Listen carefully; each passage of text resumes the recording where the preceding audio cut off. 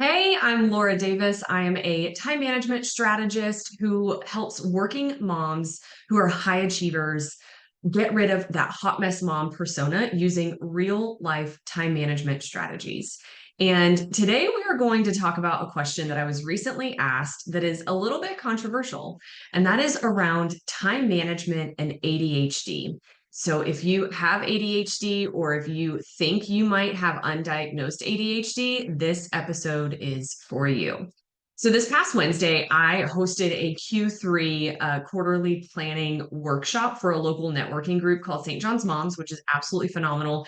And more than 25 women went through my 7-step method for quarterly planning and goal planning for their businesses.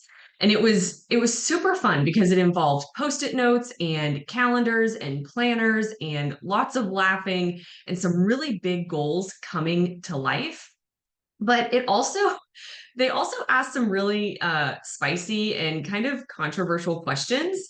And normally I try to avoid controversial questions. I really try to play Switzerland as much as I possibly can. But the questions that these women were asking, they were so valid and they were really good questions. And so I kind of decided on the spot to finally start sharing my opinions and my perspectives on these questions.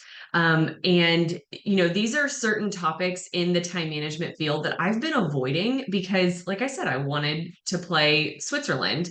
And I just felt like it was the right time to kind of put my opinions out there and put my thoughts out there. So I'm going to share one of the questions that was asked, and it was around ADHD. And the question was, do you have any time management tips for women who are diagnosed with ADHD or who believe that they have undiagnosed ADHD? And so, most importantly, number one that I shared with them is that I am not clinically trained in ADHD at all. And I also do not have ADHD. So I say those two things because it's really important to know that I am not an ADHD coach. I do not have ADHD. Nobody in my immediate family that I know has ADHD that I'm aware of. And so I think that it's really important that if you have been diagnosed with ADHD, that you work with a clinical professional to help you manage the scientific and the clinical side of ADHD. But what I can tell you is that a lot of women who have gone through Time Management Academy do have ADHD, and they have found a lot of success in learning how to manage their time using the methods and the principles that I teach. But Time Management Academy was not specifically created for ADHD. So I just like to share that caveat that while a lot of women inside of TMA have found success who have ADHD, it was not necessarily created specifically for people with ADHD. So I'm gonna give you two tips today, that if you have ADHD and you need some time management tips, I feel really good about these two things that can help you. So number one, whether you have ADHD or not, managing your time is a learned skill. And this means that it has to be practiced consistently and intentionally, which is really good news for you because if you have ADHD or not, knowing that managing your time is a learned skill means that anyone can learn how to do it. Anyone can master managing their time. This is not something that we are born knowing how to do. And so, even if you feel like you're one of those people who is always running late, or you're always behind, or you're always playing catch up, or you feel like you just can't seem to get a hold of your schedule, or you feel like life is just always rushing and you're constantly trying to play catch up, whether you have ADHD or not, it's really good news for you that managing your time is something that you have to learn and you have to practice. And, at this workshop that I taught last week, it was really good because one of the women there who is clinically diagnosed with ADHD was saying that she knew that she had ADHD. And so she also knew that she had to put a lot of intentionality behind learning how to manage her time. She had to really practice what managing her time looked like for her, and she had to find ways of managing her time that worked for her, and then she had to practice them over and over and over again. And so, that's really important because even if like as you're inside Time Management Academy, any students who are in there, it's not like you watch one training and then suddenly you know how to manage your time for the rest of your life. It is a skill that you do have to put work into. You do have to be intentional about it, and you do have to be present with it, and you have to be an active participant in managing your time. So, number two is that if your time management tool is not managing you, as in, like, think about having a personal assistant in your pocket. If your time management tool is not doing that for you, then you probably need a new tool. And so what I mean by that is that as a working mom, as a somebody who is a high achiever, whether in corporate America or if you own your own business, if you are a high achiever and you are a working mom, it may be time to break up with your paper planner. And I know that that in itself is a really controversial statement for me to make, but I do believe in a digital first approach. So, Time Management Academy is a digital first approach. That doesn't mean that we don't use pen and paper or that there isn't a place for paper planners.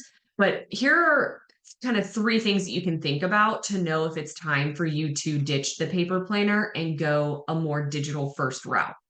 So, number one, if you have to remember to check your planner to see what you need to do next or where you need to be next, instead of having a system that automatically reminds you of those things, it's probably time to switch to a digital first approach.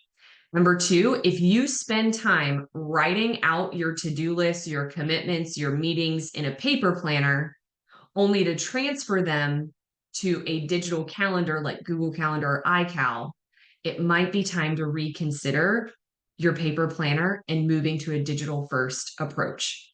And then number three, if you use a paper planner for about 2 weeks and then you end up feeling overwhelmed, overcommitted, disorganized, and unmotivated to keep using it, and so then you just toss it and you've got a pile of half-used planners in your office, it is probably time for you to consider a digital first approach.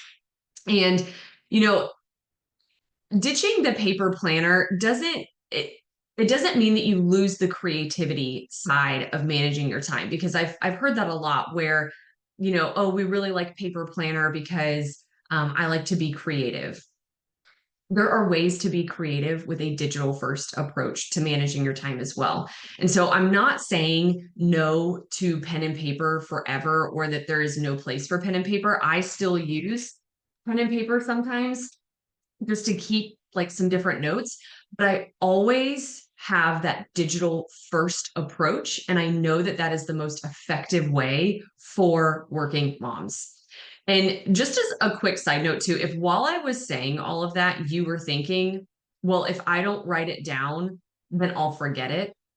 That is the exact reason that I believe in a digital first approach, because you should be able to forget it. You should be able to put it in your time management system, forget about it until your time management system reminds you and tells you, hey, it's time to start thinking about this again.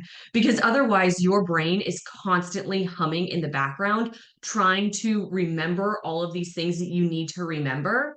And that's what is ultimately leading you to burnout and overwhelm. And so, if this resonated with you and you're looking for a way to create a schedule that actually works for you and allows you to manage your time and manage your really busy life without the stress or the overwhelm, I want to invite you to my free 5-day Master Your Work Week challenge. And all you have to do is go to thelauraddavis.com/work week. And I'm going to teach you a simple framework to create a schedule for you and your family that is manageable and enjoyable, especially throughout these summer months. And it'll work whether you have ADHD or not. So again, just go to thelauraddavis.com/work week. It's totally free and it's not some fluffy training. This is an actual real training that is going to give you real results in only 5 days. So I hope that you enjoyed these tips today about time management and ADHD, and I will see you inside Master Your Work Week Challenge if you decide to join us.